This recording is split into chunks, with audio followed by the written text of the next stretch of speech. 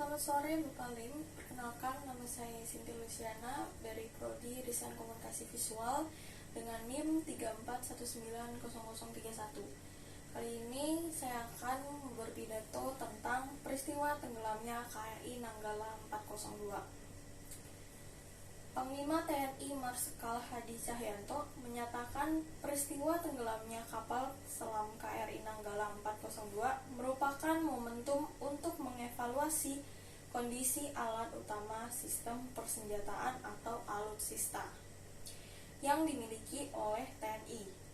Hal ini ia sampaikan dalam rapat kerja Komisi 1 DPR dengan Panglima TNI dan Kepala Staf Angkatan Laut yang membahas peristiwa tenggelamnya KRI Nanggala 402. Ia menuturkan, tenggelamnya KRI Nanggala juga merupakan kehilangan besar karena TNI tidak hanya kehilangan alutsista, tetapi juga kehilangan 53 prajurit terbaik yang gugur dalam peristiwa tersebut.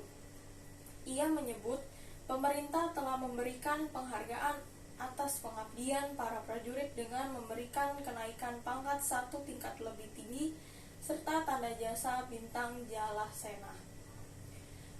Komisi 1 DPR mengundang rapat kerja Panglima TNI Marsikal Hadi Cahyanto dan Kepala Staf TNI AL Laksamana Yudo Margono pada Kamis tanggal 6 bulan 5. Salah satu topik yang dibahas yakni terkait tenggelamnya KRI Nanggala 402 saat sedang latihan di utara perairan Bali pada 21 April lalu. Yudo menjelaskan kronologi rinci dari sejak hilang kontak hingga akhirnya dinyatakan tenggelam. Kapal tersebut membawa 53 prajurit TNI yang seluruhnya dinyatakan gugur. Pertama, pada tanggal 19 hingga 20 April 2021, saat itu TNI Angkatan Laut yakni Komarmada 2 melaksanakan latihan L3 terpadu, salah satunya menembakkan rudal C-802, dilanjutkan dengan menembakkan torpedo SUT kepala perang oleh KRI Nanggala. Sebelum dilaksanakan penembakan kepala perang, dilaksanakan dulu pelaksanaan latihan penembakan torpedo SUT kepala latihan, yaitu pada tanggal 21 April 2021. Pada tanggal 21 April 2021, pukul 3 WIB, KRI Nanggala 402 mulai melaksanakan proses menyelam.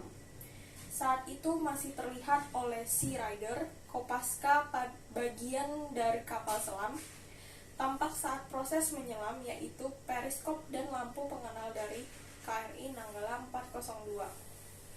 Sampai sini, proses pelatihan masih berjalan dengan lancar dan baik-baik saja.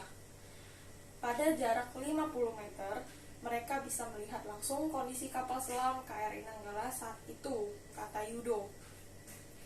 Pada pukul 05.15 WIB, Yudo melanjutkan keanehan mulai terjadi ketika KRI Nanggala 402 yang seharusnya muncul ke permukaan tapi tidak kunjung kembali. Pada sekitar pukul 05.15 WIB, KRI Nanggala 402 belum muncul dan komunikasi tidak terjalin, sehingga pada pukul 05.16 WIB dilaksanakan prosedur suplok. Yudo melanjutkan, berdasarkan situasi yang berkembang di lapangan inilah Komandan KGT latihan melaksanakan tahap pencarian, di mana tahap prosedur suplok tersebut adalah apabila kapal selam tidak muncul pada waktu yang telah ditentukan, dilaksanakanlah pencarian oleh unsur-unsur yang lain. Jadi di sana ada sekitar 21 KRI yang bersamaan pada lautan tersebut dan ada 8 KRI yang memiliki sonar yang bisa langsung memancarkan sonar yang melaksanakan pencarian. Sehingga dengan prosedur suplok tersebut, latihan ditunda. Kemudian untuk dilaksanakan pencarian terhadap KRI Nanggala. Pada tanggal 21 April hingga 25 April, Proses pencarian ini memakan waktu mulai tanggal 21 hingga 25 April. Kemudian, pada tanggal 21 April pukul 15.00, TNI Angkatan Laut menyatakan bahwa KRI Nanggala 402 dinyatakan subsung atau tenggelam.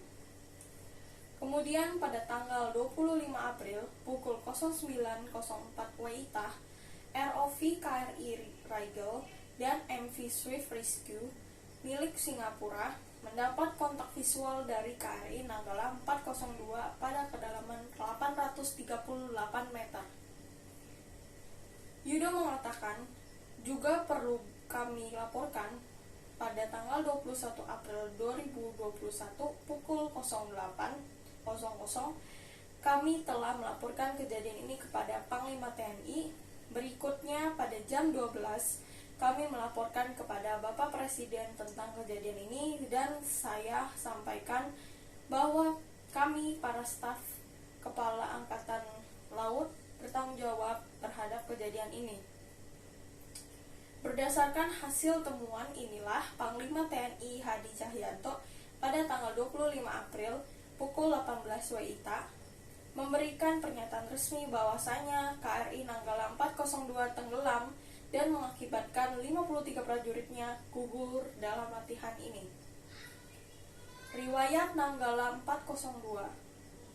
Yudo menjelaskan pada 2012 KRI Nanggala sempat turun mesin alias overhaul yang diperbaiki oleh DSMI Korea Selatan.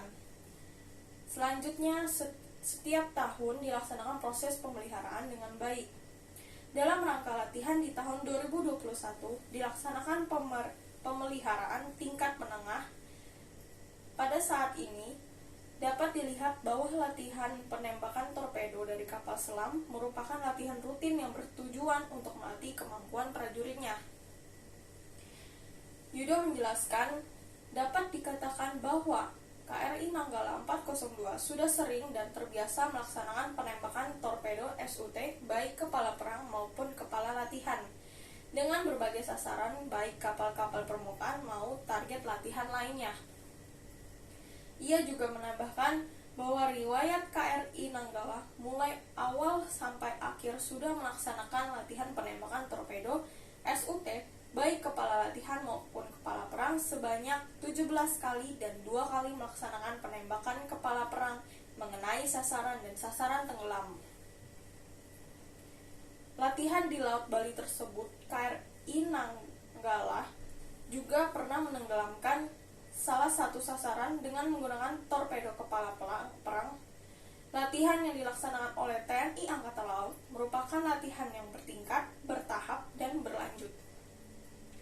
Latihan operasi amfibi, operasi laut gabungan, operasi pendaratan administrasi, latihan pasukan pendarat, dan telah selesai dilaksanakan pada 29 Maret hingga 12 April 2021. Kapal selam KRI Nanggala 402 dinyatakan tenggelam di Laut Utara Bali. Sejumlah fakta terungkap usai KRI Nanggala 402 dinyatakan masuk fase tenggelam. Hadi Cahyanto menyebut kapal selam yang membawa 53 manifest prajurit TNI Angkatan Laut itu tenggelam berdasarkan bukti autentik, penemuan tumpahan minyak, dan serpihan. Unsur-unsur TNI Angkatan Laut telah menemukan tumpahan minyak dan serpihan yang menjadi bukti autentik menuju fase tenggelamnya KRI Nanggala. Hadi menuturkan, selama 4 hari ini pihaknya dibantu seluruh instansi terkait dan armada militer negara sahabat. Telah berupaya mencari KRI Nanggala 402 dan dini hari tadi, lanjut Hadi adalah batas akhir dari ketersediaan oksigen di kapal selam buatan Jerman tersebut. KSAL Laksamana Yudo Margono mengatakan ada beberapa kepingan komponen diduga dari kapal selam KRI Nanggala 402 yang ditemukan. Ia mengatakan komponen itu tak mungkin ditemukan jika tak ada keretakan.